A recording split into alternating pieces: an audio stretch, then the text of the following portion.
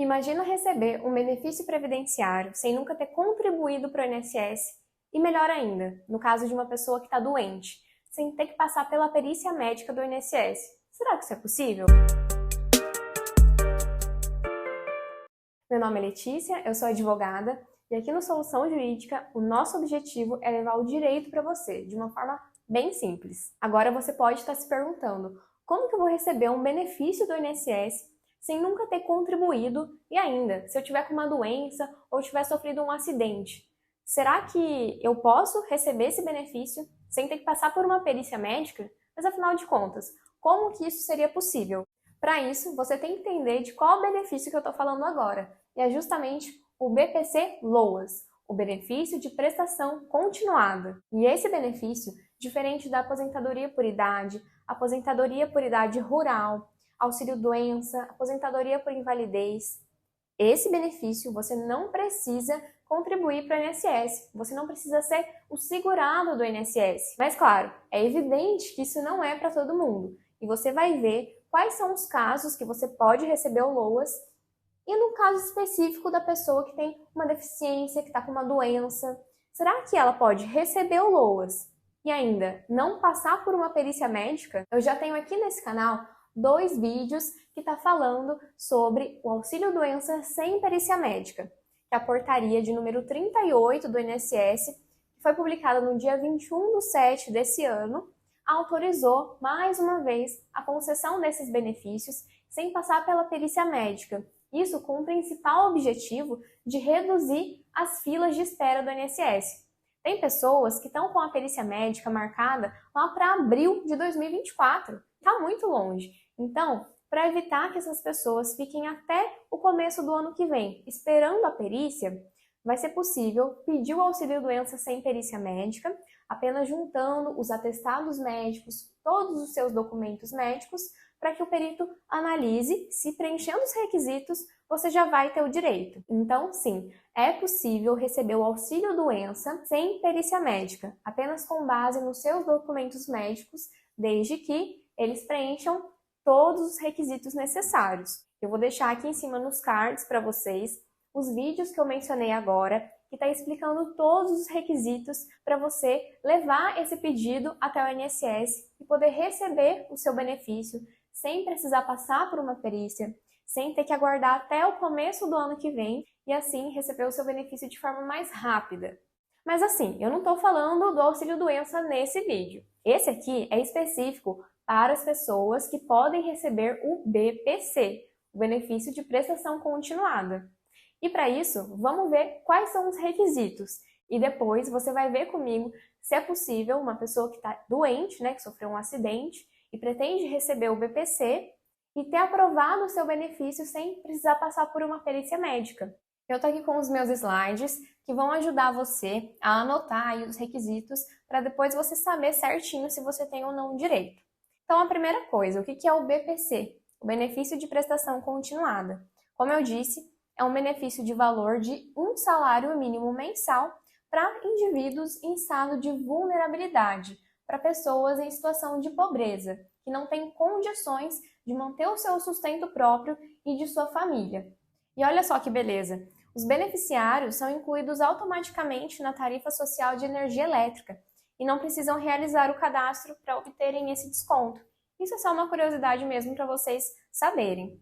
O único problema é que o BPC ele não dá direito ao 13º salário e nem à pensão por morte. Então, a pessoa que recebe o BPC não é que nem uma aposentadoria que lá no final do ano ela vai receber o seu 13º. Não, o BPC é um benefício de até um salário mínimo que ela vai receber mensalmente, mas não vai ter direito ao 13º. E vamos supor que você tem lá um marido, um cônjuge que infelizmente vem a falecer e ele recebe o BPC.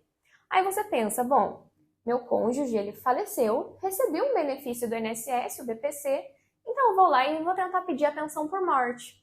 Mas não vai ter direito. Por quê? Porque para receber a pensão por morte, pressupõe que a pessoa falecida era segurada do INSS, ou seja, ela fez contribuições para o INSS, tinha qualidade de segurada, recebia uma aposentadoria e ela vem a falecer, aí você pode receber a pensão por morte porque você é dependente daquele beneficiário. Mas quem está recebendo o BPC não tem a qualidade segurado, porque nunca fez contribuição para o INSS. Então, muito cuidado, se você está achando que o seu cônjuge falecido, ele recebia o BPC e você vai poder fazer o requerimento de pensão por morte, não é bem por aí. Mas tem uma outra questão. Se caso o seu cônjuge falecido, ele recebeu uma aposentadoria e você recebe o BPC, você pode trocar, você pode fazer um requerimento no INSS para passar a receber a pensão por morte dele, da pessoa que faleceu, só que daí você não vai mais receber o BPC. Você vai ter que optar pelo benefício mais vantajoso. E qual que é o mais vantajoso? É a pensão por morte, porque você vai ter direito ao 13º no final do ano. É só uma explicação rápida para você saber o que é possível e o que não é possível em relação ao BPC. Mas afinal de contas, quem pode receber esse benefício? Idosos com idade de igual ou maior que 65 anos e as pessoas que têm deficiência e que sejam de qualquer idade. Não tem requisito de idade para quem tem deficiência. Aí o que é necessário comprovar? A deficiência, se for o caso, e a renda do grupo familiar tem que ser de até 1/4 do salário mínimo por pessoa. Hoje, o salário mínimo vigente é de R$ 1.320, então equivale a R$ 330 por pessoa. Mas na justiça existem muitas decisões relativizando esse critério de renda. Então, assim, não é um critério absoluto. Na justiça você consegue discutir, mas esse não é o objetivo desse vídeo. Então, se você quiser entender mais um pouquinho sobre isso, sobre a relativização do critério da renda per capita para receber o BPC, deixa aí no comentário, assim eu faço um vídeo bem legal explicando sobre esse critério. Então, o que você vai fazer? Você vai pegar ali todas as pessoas da casa e vai somar a renda delas. Aí, você vai dividir. Se a renda de cada pessoa por cabeça equivaler até R$ 330, que é 1/4 do salário mínimo, então você vai ter esse direito. Mas como eu disse, isso não é absoluto, na justiça pode sim ter uma relativização desse critério, mas o que está na lei é até 1/4 do salário mínimo, então vamos fixar isso aqui. E o interessado e sua família devem estar inscritos no Cadastro Único e deve ser atualizado em até 2 anos. É o famoso CAD único. E tem que estar ali pelo menos até 2 anos atualizado, né, com as suas informações atuais. E para você receber o BPC, você não pode estar recebendo nenhum outro benefício da Previdência Social, porque senão você vai ter que optar pelo benefício mais vantajoso, né? Por isso que eu disse antes, se você quer receber uma pensão por morte do seu ex-cônjuge que faleceu, aí no caso você pode receber, desde que ele era segurado da Previdência Social, né, recebeu uma aposentadoria, enfim, você pode receber, mas você vai ter que escolher entre a pensão por morte e o BPC. No caso, é mais vantajoso a pensão, que dá direito ao 13º. E a pessoa que tem deficiência, que é o que nos interessa aqui nesse vídeo, porque é ela que teria que passar pela perícia médica para comprovar a sua doença. O idoso, ele não vai ter que comprovar isso, né? Porque basta ele ser idoso e ter ali, estar vivendo em uma situação de vulnerabilidade, não estar tendo renda. Mas no caso, a pessoa que tem deficiência, ela precisa comprovar a sua deficiência para receber o benefício. Então, além da comprovação da renda, é preciso avaliar tal deficiência. E essa avaliação para a pessoa que tem deficiência, ela vai ser feita em 2 etapas. Primeiro, a pessoa vai passar por uma análise de um médico e depois de um assistente social, que vai verificar se realmente ela está vivendo ali em uma situação de vulnerabilidade, um estado de pobreza. E se comprovada a impossibilidade de deslocamento até o lugar da avaliação, ela deve ser feita no domicílio ou na instituição que a pessoa está internada. Uma curiosidade bem interessante. Excepcionalmente, a avaliação social pode ser feita por videoconferência, se o médico constatar impedimento de longo prazo para sua avaliação. E sobre aquele critério de renda que eu falei, vai ser deduzido os gastos contínuos e indispensáveis com tratamentos médicos, fraldas, alimentos especiais e medicamentos que não são disponibilizados gratuitamente pelo SUS, ou serviços indisponíveis do SUAS, com base em valores médios. Então, se você conseguir comprovar que você, né, sua família ali, tem gastos com esses serviços médicos, tratamentos que o SUS não fornece e você tem que gastar com isso, você pode ter esses valores que você gasta tirado da sua renda. Então, a sua renda vai diminuir para você comprovar que você preenche aquele critério de renda per capita de até um salário mínimo. Então, essa é a conclusão aqui. Permite tirar tudo que se gasta em razão da limitação, caso não estejam disponíveis gratuitamente, e reduzir a renda bruta total. Se com essa redução o valor chegar a 1/4 de salário mínimo, o cidadão poderá receber o benefício.